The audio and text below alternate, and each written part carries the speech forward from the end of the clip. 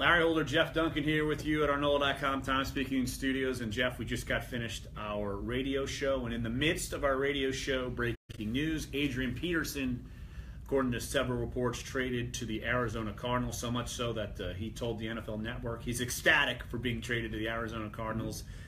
And Jeff, obviously some wildfire on the show about it. People, though, that we talked to on the show seem to be agreeing with the trade.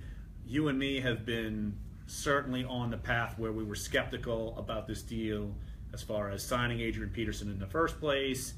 And to me, you can't say that the Saints are great in signing him, but to actually get something for him, the way he's played and the usage of him, I think you can at least laud the Saints for that. Yeah, this was one position that the Saints have some depth at. Running back, I think they feel good about the addition of Alvin Kamara. I think his production on the field gave them the confidence that they could afford to move Peterson and live with the backfield right now with Mark Ingram clearly being the lead back. Kamara has thrived in his role as kind of the nickel back.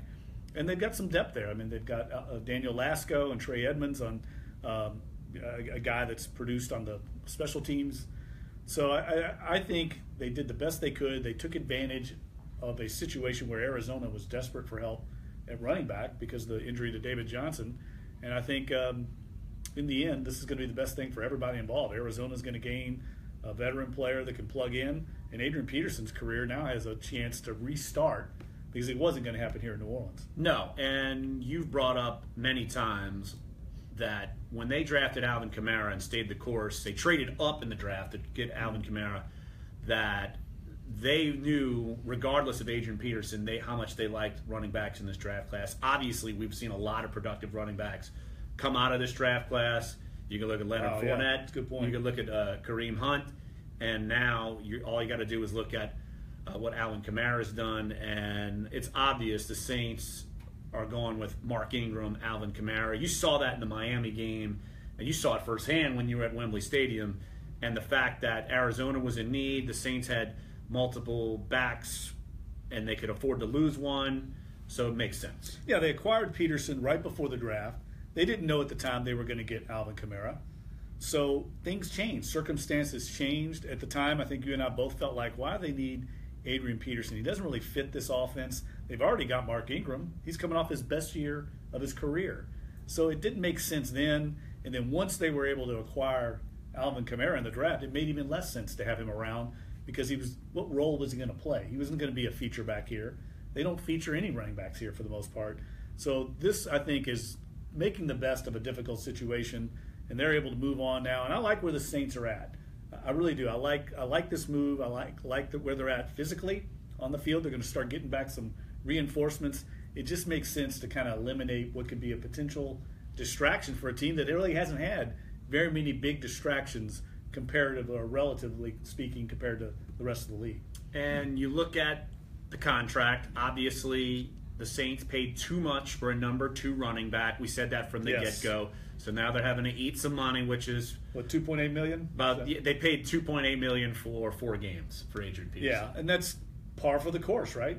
Yeah. But relatively speaking, this team is in better cap shape than it's been. So, hey, eat it and move on. I think they felt like the pros outweighed the cons of keeping him around. And I think also you look at it, Sean Payton doesn't have to stress about trying to placate the feelings of a future Hall of Famer. 100%, right? I mean, this is a guy that's used to being the man, and he didn't, at least publicly, make a big deal. I mean, we know he said some things right after the Vikings game, but I think that was the competitor in Adrian Peterson. I don't think he was behind closed doors causing problems, at least not what we heard talking to players in the locker room. You didn't get that sense. But I think the Saints also felt like, hey, this is not Tim Hightower. This is a future Hall of Famer that is used to being the man in the offense. Let's maybe ward off what could be a potential distraction by moving him on. And now Sean Payton, you said it, he doesn't have to worry about trying to get Adrian Peterson his touches. He did have to worry about it when Adrian Peterson was standing on the sidelines every game. That wasn't the case, I think, with Tim Hightower. But now we don't get any more crazy glares from Adrian Peterson at Sean Payton. That's no true. more of those. Oh, we true. have the one famous one that will live in Twitter infamy and internet infamy forever. So, oh well. Well, I think that's his biggest contribution to life here at the Saints. I do think the one downside that the Saints had to consider was, what if Mark Ingram goes down to an injury? That is one concern, that if he does go down, is Alvin Kamara ready to be the every down back? Are you satisfied with Daniel Lasco as that role? I don't know. But you can't make trades or not make trades because of something that might happen. Right. So I think the Saints have to feel confident that Ingram, who's shown some durability here the last year and a half, that he can stay healthy at least and avoid significant injury, and Kamara will be the guy in the future. Well, I'll be writing my thoughts on the Adrian Peterson trade coming up later today, and of course we'll be back on the airwaves tomorrow, 10 a.m. to noon on Sports 1280 on NOLA.com and the iHeartRadio app and on our YouTube live channel as well. So, Jeff, interesting day to say the least, but probably more of a sigh of relief, honestly, probably for the Saints. Yeah, I think all in all things considered, not a bad move for the Saints. And let's see if they can put this thing together now, going into this critical stretch, now that the Adrian Peterson kind of distraction is behind them. Absolutely. So, once again, thanks for joining us here, and come back tomorrow. Duncan Holder, 10 to noon. See you then.